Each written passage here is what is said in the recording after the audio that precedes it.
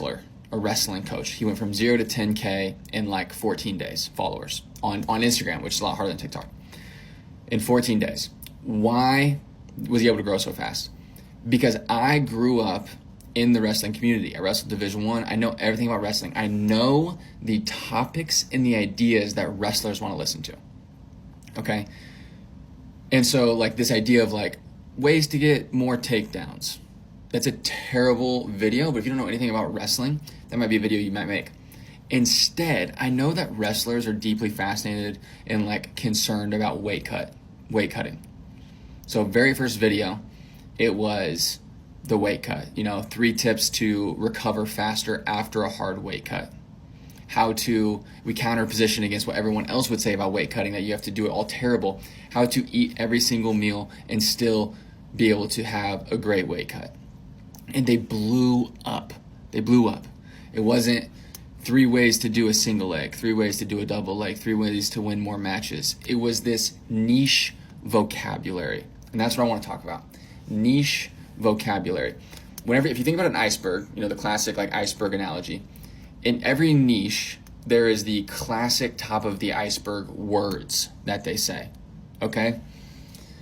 I'm going to try to do my gardening one, but I don't know what's below the iceberg, so I'm going to be making stuff up. On top of the iceberg, the niche vocabulary will be seeds, planting, soil, tilling.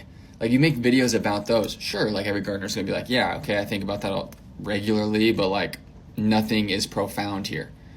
But elite gardeners don't talk about soil and certain things. They're probably talking about some metric that the sun rays give off. So if you come out and you say the greatest metric of sun rays at 4 p.m.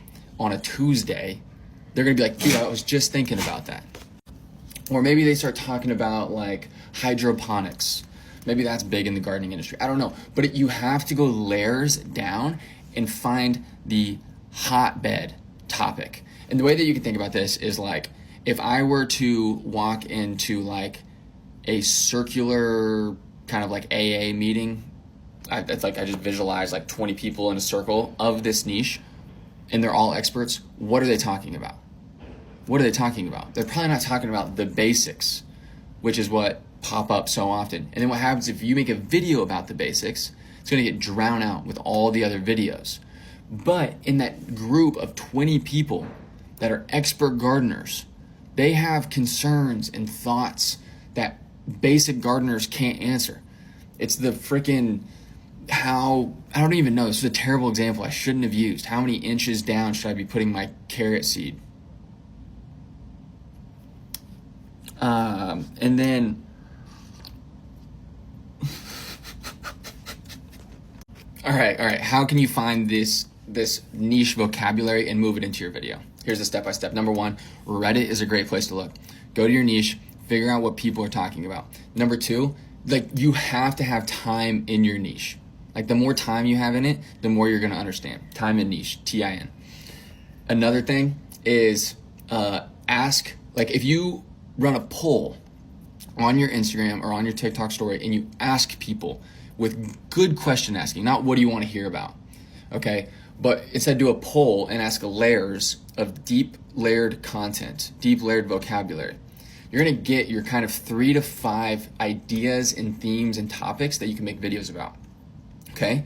Then, I'm really strict when it comes to dating, but I'm also really strict with my friendships. And the reason that I have such amazing friendships is because I refuse to be friends with anyone that can't agree with me on these rules. Starting off with number 1, I can't be around people that are unable to figure things out. Like the second they come across a situation that is difficult or challenging, their first reaction is to either give up or immediately go ask somebody else without even thinking to ask Google or ChatGPT. Like that infuriates me. And there's nothing wrong with asking for help, but if you need your hand to be held 24/7, we're not going to work out. Next up, if you go out of your way to keep in contact with my ex or any past situationship, I will cut you off so fucking fast because I don't play about that. If you were genuinely my friend first and you brought a new girl or a guy around, y'all break up, I'm immediately unfollowing that person. Not because I hate them, but it's out of respect for you, so I expect the same in return. Another type of person I can't be around is someone that plays the victim 24/7. They have a full-on victim mentality and thinks the world is out to get them. I understand we all have bad days from time to time, but if every time I talk to you, something negative or bad is happening in your life, I just think you might be the problem. I used to not care about this one, but I really do now. But I can't be around people that are always late. The older we get, the busier we get, right? So if I'm taking time out of my day to be with you and vice versa, I'm going to respect your time, and I need you to do the same. If an emergency comes up, shoot me a text, yo, I'm going to be late, no worries, we can reschedule, whatever. But if you make a habit out of that, and every time I see you, you are an hour late, we're not gonna work out. This last one is self-explanatory, but if you can't pay me back, I'm not gonna text you back. And I'm the last person nickel and dime on things like this, but if I pay for an expensive dinner this weekend, I'd like to think that you'd get me the next. And if somebody puts their card down and pays for an entire group, and we're all expecting to split the bill, I expect everybody in the group to reach out to the person that paid and pay up pretty quickly, not 2-3 weeks later, right? And you better include your portion, tax, tip, and if you're a real beautiful human, throw in a couple extra dollars as a little service fee, a little thank you for them going out of their way to put down their card.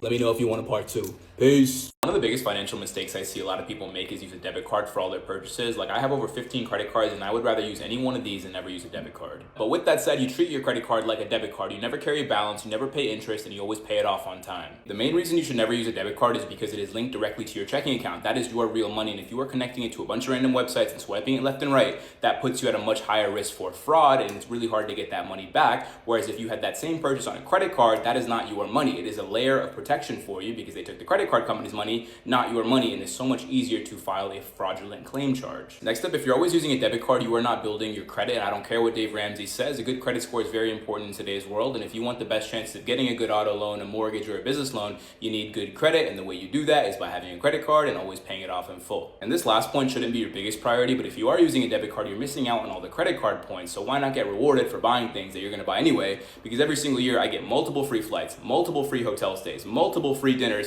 and so much more. So it's a win-win all around. And basically the only time you should ever use a debit card is to go to the ATM and pick up cash.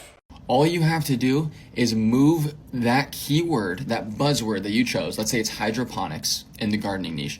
You just need to move that into your on-screen hook that goes right here. Okay? That's all you have to do somehow. Somehow you got to weave it into where it makes sense. And then boom, you now have a topic that stands out. So if I'm a gardener and I'm scrolling through and it's like, the best carrot seeds, the best, soil, the best water. It's like, okay, yeah, I already know all this stuff. And then it's 9 ways to save 15% on my hydroponics setup in my basement without damaging the plants nearby. I don't know what I just said. That is a concern that this person is truly having on a day-to-day basis. The true pain point. Like if you go through here, if like people don't really care about going viral, okay? If you go through my page, people are so annoyed about this idea of virality, okay? They're like, everyone's trying to tell me to go viral, everyone's trying to tell me to go viral, everyone's trying to tell me how to go viral. My videos where I talk about going viral right here,